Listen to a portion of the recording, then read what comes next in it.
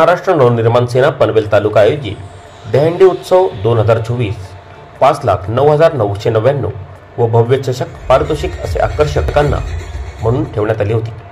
मनसे दहीहंडी उत्सवात अनेक गोपाळ पथकांनी सहभाग घेत मानाच्या दहीहंडीला सलामी दिली।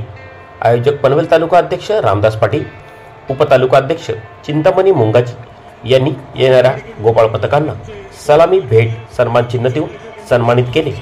यावेळी मनसे पदाधिकारी, कार्यकर्ते व स्थानिक नागरिकांनी मोठ्या प्रमाणात सहभाग घेतला होता। सामाजिक संदेश देत महिला अन्याय अत्याचाराविरोधात जनजागृती फलक दर्शवित ढोल ताशांच्या गजरात संगीतमय वातावरणात मनसेतर्फे दहीहंडी उत्सव मोठ्या जल्लोषात साजरा करण्यात आला।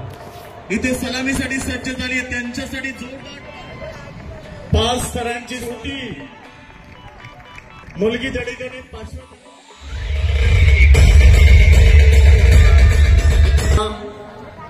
स्तरांची त्यांनी संस्थेचे अध्यक्ष रामदासभाई पाटील। गेल्या वर्षी आता हे दुसरं वर्ष आहे दहीहंडीचं आणि सर्व बालगोपालांना दहीहंडीच्या खूप शुभेच्छा देतो।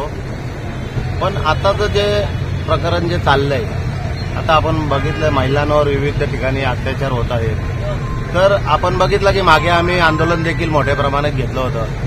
तर कुठंतरी या सरकारने भक्कम एक कायदा लवकरच काढला पाहिजे, त्याला गती दिली पाहिजे, ही देखील आमची मागणी आहे। आपण उत्सव साजरा जर करत असेल फक्त आणि फक्त छत्रपती शिवाजी महाराजांच्या नेतृत्वाखाली किंवा आपले महाराष्ट्राचे आराध्य दैवत आहेत ते, तर एवढा मोठा स्मारक तिकडे जर पडला जातो तर कुठेतरी शिवछत्रपती प्रेमी आहे, हिंदुत्वाचा जो छत्रपतींचा प्रेमी आहे, हा आक्रमक भूमिका का नाही घेत, एवढा गप्प का होतो? आम्ही मनसे म्हणून आक्रमक भूमिका आमची नेहमी असते आणि आता देखील आम्ही आक्रमक, जेवढे जहाजवाले आहेत, बोटीवाले आहेत, यांना आम्ही सांगू इच्छितो की नुसतं मच्छी मारण्यासाठी जाऊ नका।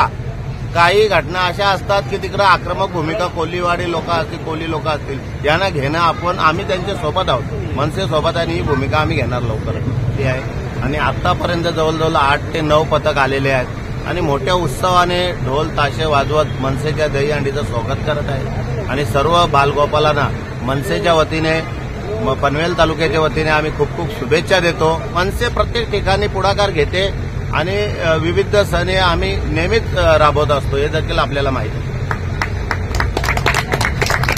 आज दहीहंडी उत्सव निमित्त मी सांगू इच्छितो की दहीहंडी फोडण्याकरिता जसे सर्व गोविंद पथक एकत्र येऊन एक उंची गाठतात, त्याचप्रमाणे मी महाराष्ट्राच्या सर्व जनतेला सांगू इच्छितो की सर्वांनी एकत्र मिळून महाराष्ट्राच्या विकासासाठी, महाराष्ट्राला एका उंचीवरती घेऊन जाण्यासाठी सगळ्यांनी एकत्रित येऊन आज आपण महाराष्ट्राला पुढे नेण्याचं काम आपल्याला करायचं आहे। आणि हे महाराष्ट्राला एका उंचीवरती घेऊन जाण्याचं काम आपण फक्त आणि फक्त राजसाहेब ठाकरे यांच्या नेतृत्वाच्या अंतर्गतच आपण घेऊन जाऊ शकतो, असं माझं या दहीहंडी उत्सवाच्या निमित्त सांगण्याची माझी इच्छा आहे। आणि माझ्या पक्षाच्या वतीनं सर्व पूर्ण महाराष्ट्राच्या जनतेला आणि देशाच्या जनतेला दहीहंडी उत्सव निमित्त हार्दिक शुभेच्छा।